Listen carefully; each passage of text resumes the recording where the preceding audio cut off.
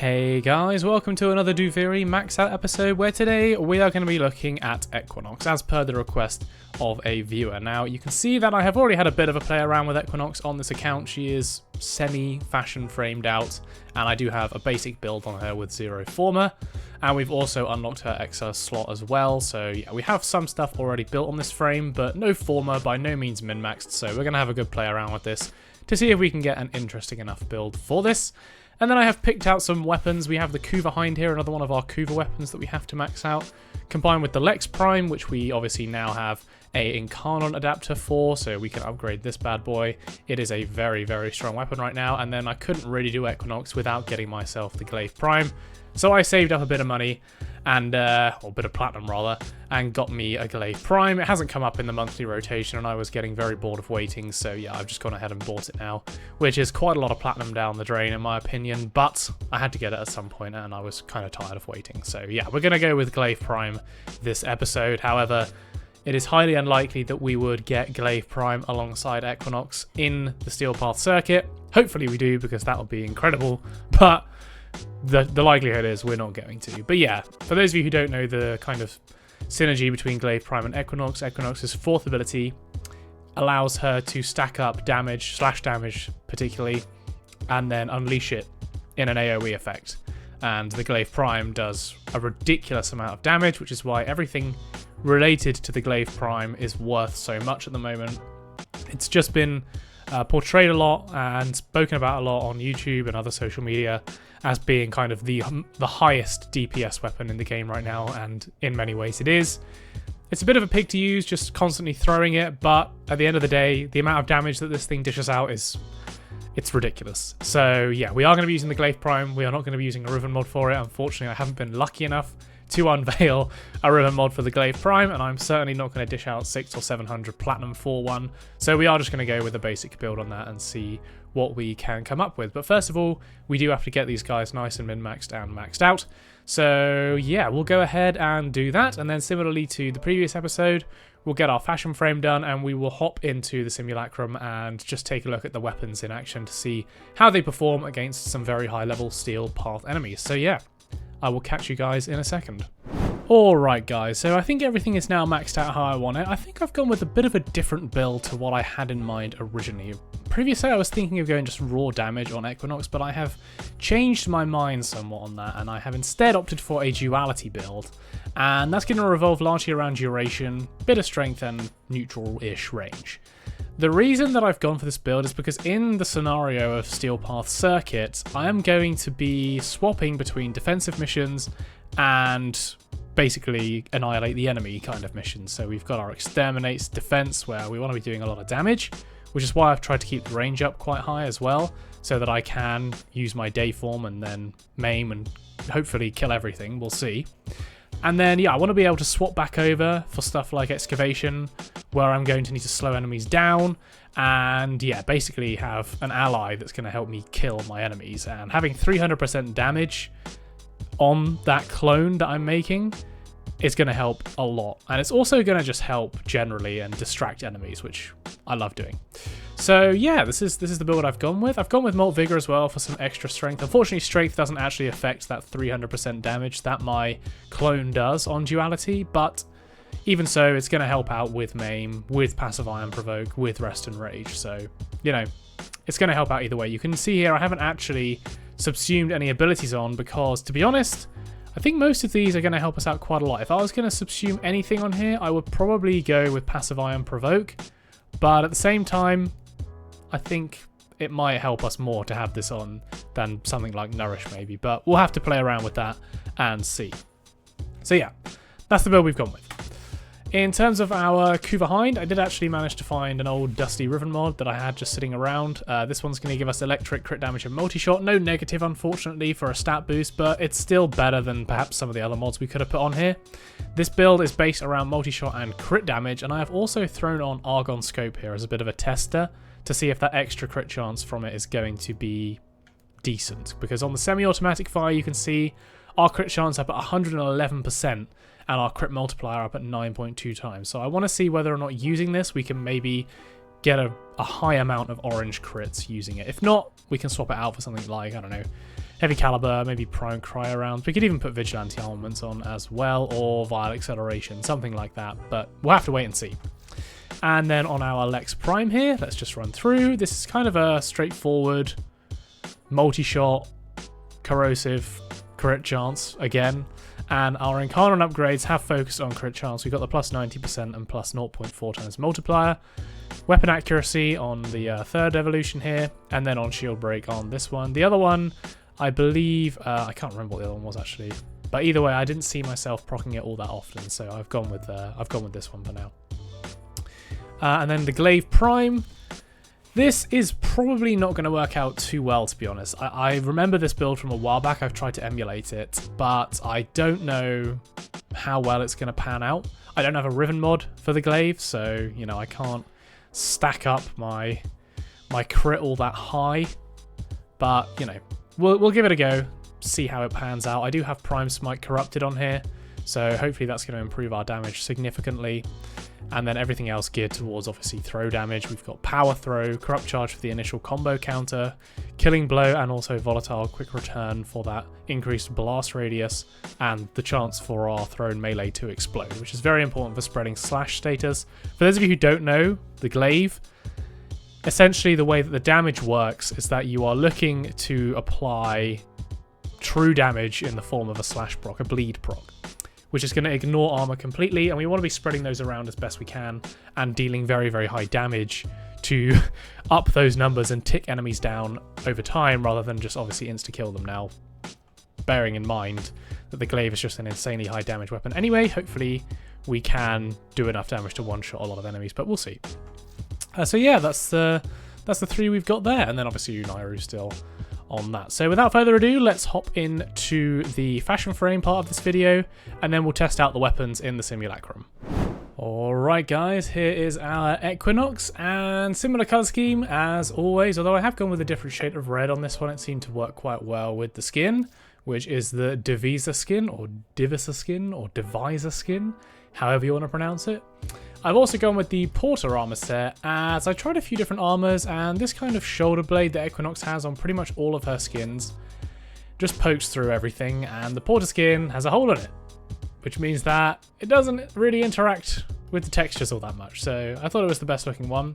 Same goes for the Syandana as well. I've reused the scapular Syandana because basically these kind of bits on her arms, they can drop down and they clip a lot, and I didn't want a Syandana that was going to clip with those and bug everything out. So yeah, the knee pads again, Porter, they do clip slightly, but for the most part they stay behind kind of this front veil bit, which is nice. Then I've gone with the usual sigil on the front to add some more animation, although the Porter armor set is actually quite nice at doing that, so yeah, that's pretty good. And then yeah, clan emblems on the side. But I think we're now ready to test out our weapons, guys, so we'll jump into the simulacrum quickly and see how they perform. Alright guys, so we are here in the simulacrum now, and I've spawned in a few level 195 Steel Path Corrupted Heavy Gunners. So we're going to go ahead and test out each weapon in turn. Kuva Hind first, then we'll do the Lex, then we'll do the Glaive. And we'll just do a group of enemies each, I think. That sounds good. So I'm going to do this on semi-automatic mode. It is going to take a while for me to kill these enemies, I think, with these weapons. But what I want to see with this is how often we're going to hit orange crits. That's kind of what I'm interested in. And it's not that bad, actually. Obviously, they're taking a while. But the more enemies we kill with this, the higher our multi-shot is going to get stacked.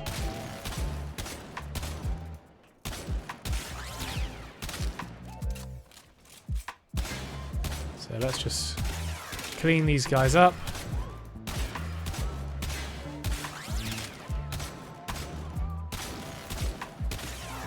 So yeah, it takes a while. I was not expecting the Kuva Hind to be great against these guys, to be honest. It's not a weapon that in my mind screams to annihilating Steel Path enemies, but when we come to get into the Steel Path circuit, we will be getting those sweet, sweet buffs as well, so that's something to look forward to. Let's try out the Lex now and see what we can do with that. So we'll just do normal.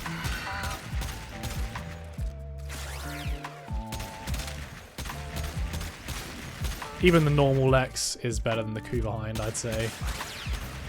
But let's now try it with that Incarnon boost.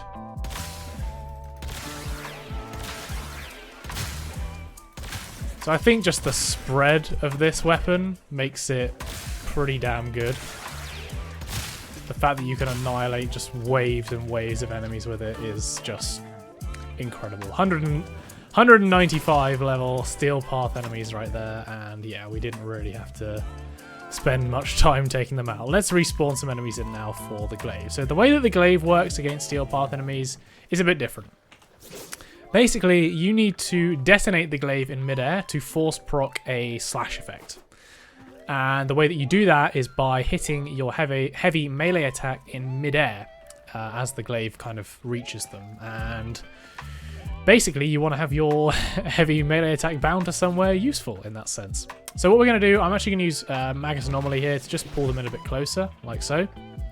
And then I'm going to, launch the Glaive, hit the heavy melee attack button, and hopefully all of them will just insta-die to slash procs. And look at that, we got a crit chance buff from our Kuva. So let's see.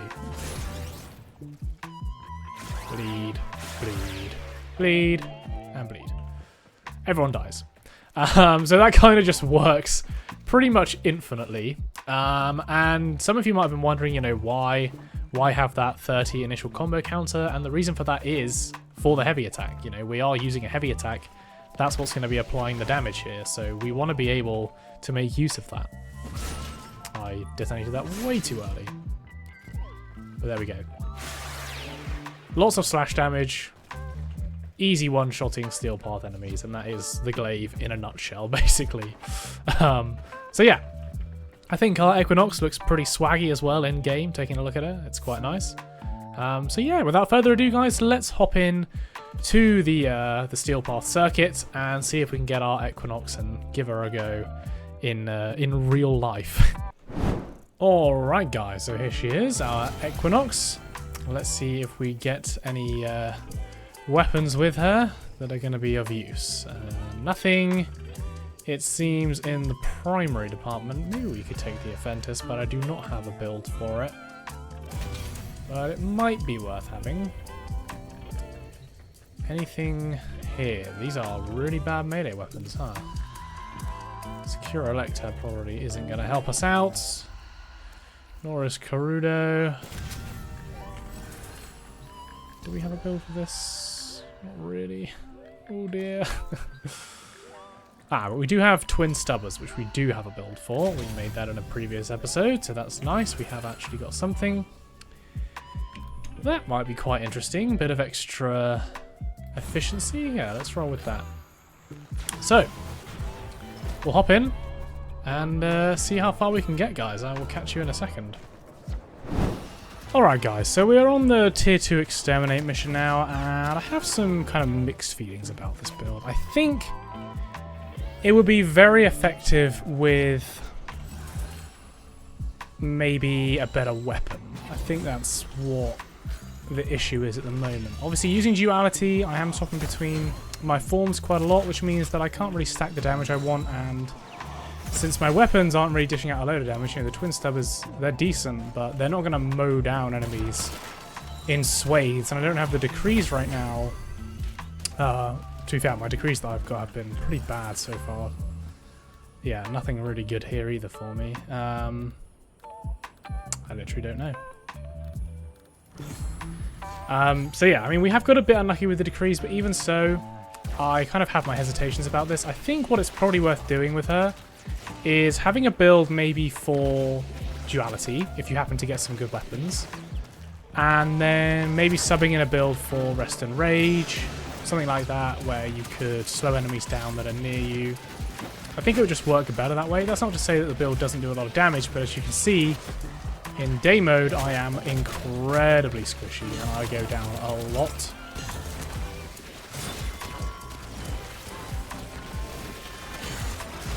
But we can dish out a decent amount of damage. And as you can see there, my kind of duality clone not doing a whole lot for the team.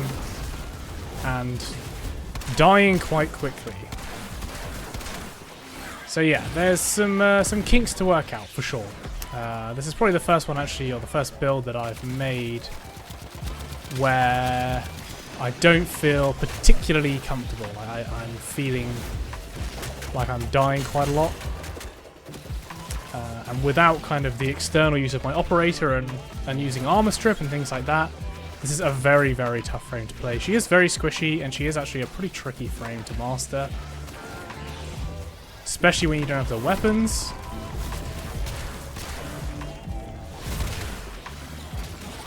But yeah, like I said, I think it just needs a bit of work. I reckon you could come up with an easily viable build for Steel Path Circuit, but the duality one probably has to be reserved for when you get some very, very powerful weaponry. Be it, you know, Incarnon weapons, Fel Arcs, Fenmore, whatever. I think that's just what needs to happen for the duality build to work. But I reckon there's probably some better builds for, you know, the other augment mods that Equinox has to offer. I'm actually probably just going to use my operator to kill this guy, because it's going to be faster than using my weapons. There we go.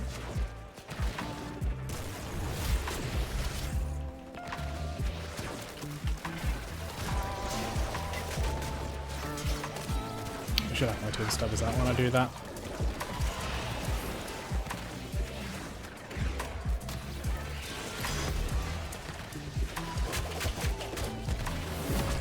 And again, blimey. Yeah, it is tricky to stay alive. I think that's the main thing we're learning here. Could also do with maybe a bit of casting speed, I think that might help us. But there we go. I'm actually gonna... I'll do the Void Flood, actually. We'll keep going for a bit until we have to do a kind of defensive mission, because otherwise I am just gonna die way too much. But yeah, I'll finish that up, guys, and then we'll recap back in the altar. Alright guys, so I think this build needs a bit of work. Like I said, I think the duality build is going to depend on what kind of weapons you get. And at the end of the day, the weapons we got there, they just weren't up to scratch. We would have needed something with a bit more firepower, maybe something more AoE in order to make that build work. But, you know, you get what you're dealt. So I think we're going to have to amend this build slightly, maybe have a few variations on Equinox, so that we can build it based on the frame rather than the weapons we get, which is to some degree what we have been trying to do over the course of these videos, but I thought I'd try and mix it up here a bit. And yeah, it just so happened that we didn't get the best weapons that we could have got, but either way, it was able to carry us through to some tier 2 missions, you know. Maybe not carry us infinitely, but it was definitely enough to get us through. So yeah, hopefully you guys did enjoy the video. If you have some recommendations for frames that you would like to see in the future, I will remind everyone again that we are only doing the prime frames to begin with. Do leave those down in the comments below. I take weapon suggestions as well. So if you want to see anything in these episodes, then yeah, do let me know. And if you have any suggestions for Equinox builds that might work very well in the Steel Path circuit, then I'd be more than happy to read those below, because Equinox is actually a really fun frame. I was kind of sad that I couldn't portray like her full power during this video, because I wanted to try a different build out, but bear in mind that, you know, as DPS frames go, you know, nuke frames, Equinox is one of the only ones in the game that can kind of infinitely scale her destructive capability on her 4th. And I think that is something to bear in mind, you know, when you're using Equinox against Steel Path enemies. If you have an armor stripping tool and some kind of slash weapon, she can absolutely annihilate maps of even max level Steel Path units. So yeah, bear that in mind. But if you guys did enjoy the video still, please leave a like and subscribe, and I will catch you in the next one, guys. I'll see you later.